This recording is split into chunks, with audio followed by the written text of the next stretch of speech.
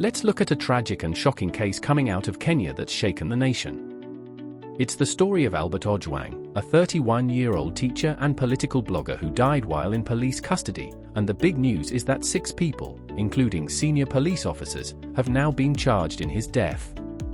Let's dive into the full story. Albert Ojwang was a well-known political commentator who wasn't afraid to speak his mind. But just a few days ago, everything changed. Ojwang was arrested and taken to a police station commanded by one of the very people now facing charges. His family and friends hoped he'd be released soon, but tragedy struck. Ojwang was declared dead in police custody. Police initially claimed that Ojwang had collapsed. However, a postmortem told a very different story, one that has sparked outrage across the country. That postmortem report showed evidence of blunt force trauma and injuries consistent with an assault. Clearly, something went horribly wrong during Ojwang's time in custody.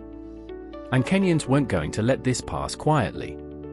Almost immediately, protests erupted in Nairobi's central business district. Crowds took to the streets demanding justice, and they weren't just pointing fingers at local police.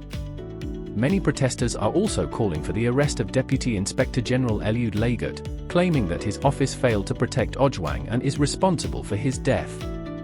The pressure didn't stop there. President William Ruto himself condemned the killing, calling it heartbreaking and unacceptable. Ruto urged a transparent and credible investigation to hold everyone involved accountable, whoever they may be. And today, Kenya's Office of the Director of Public Prosecutions announced that 6 people will face charges.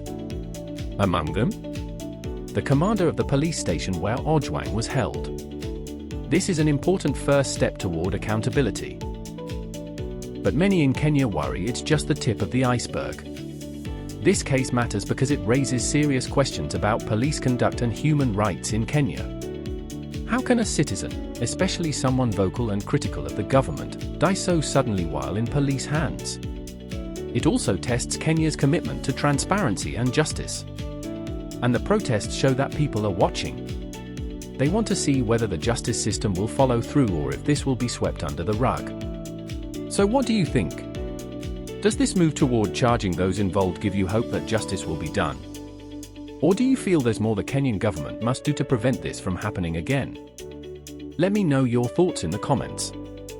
And if you appreciate these kinds of updates, hit that like button, subscribe to the channel, and turn on your notification bell. Thanks for watching.